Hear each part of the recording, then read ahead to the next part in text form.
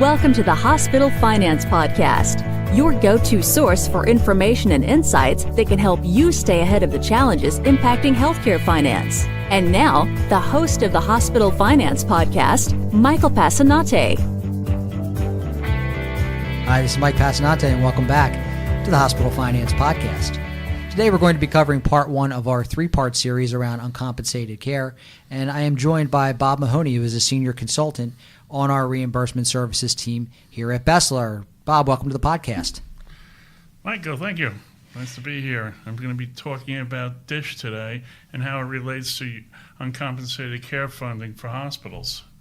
Yeah, that's really my first question. So it's going to be a three-part series, and we're going to be talking about DSH first time out, and then we're going to be talking about the S10, and we're going to be talking about bad debt on different podcasts. But today you are going to focus on DSH. Why DSH? Why is that part of the entire uncompensated care pool? Well, the uncompensated care pool is such a significant number for hospitals and their bottom lines. And you really can't look at uncompensated care in terms of hospital reimbursement and the Medicare cost report without looking at DSH along with bad debt and the S10, as that's where they're all coming together. So today what I'm going to do is focus on what you need to do to keep your DSH numbers correct and positive and compliant, and also how this ties in with your uncompensated care, where it's going to go on the where it's going to go on the S10, and also how it affects bad debt. The uncompensated care number, and I'll probably repeat this a couple of times, for 2019, the final rule is $8 billion, significant number for hospitals, and DSH is a large part of that. So let's get something right out on the table, because there was a ruling in December of 2018 by a federal judge in Texas declaring the Affordable Care Act unconstitutional. And of course, DSH is affected by the by the ACA. So is there any effect on DSH at this point? At this point, no. And as something goes through the court system, it will take time. But on December 14th, a federal judge in North Texas district ruled that the entire ACA was rendered unconstitutional after Congress in 2017 repealed the tax penalty enforcing the individual mandate. This ruling, of course, is being appealed by the Fifth Circuit Court of Appeals and possibly the Supreme Court before it's completely settled. So this would be probably late 2019 before we hear about it again, and probably into 2020 if it goes to the Supreme Court. But I mean, as most people on this podcast, most people remember, it was Section 3133 of the ACA, which changed the Medicare DSH starting in 2014. CMS adjusted Medicare DSH payments so 75% of the funding came from the newly insured population, which was part of the uncompensated care pool, which, as I said earlier, was $6.8 billion in 2018 and is projected to be over $8 billion in 2019. So, Bob, you mentioned that 75% of the funding is coming from newly insured. What about the other 25%?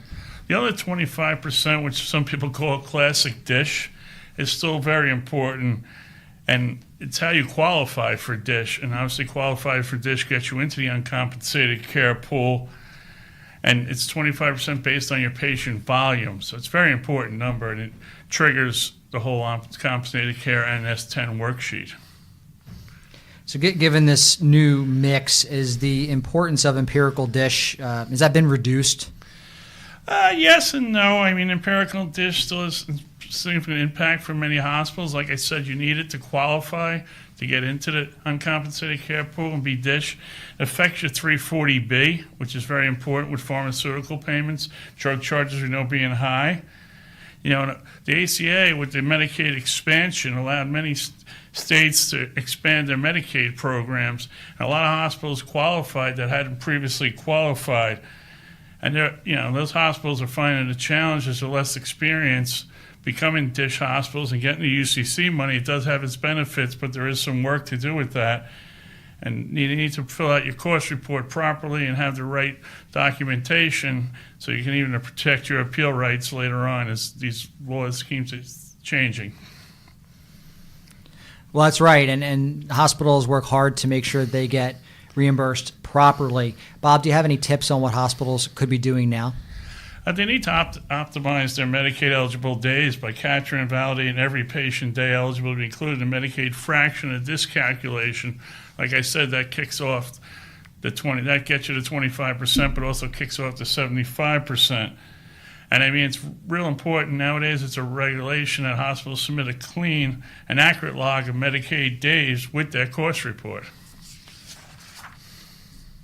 And that's a requirement now, isn't that correct?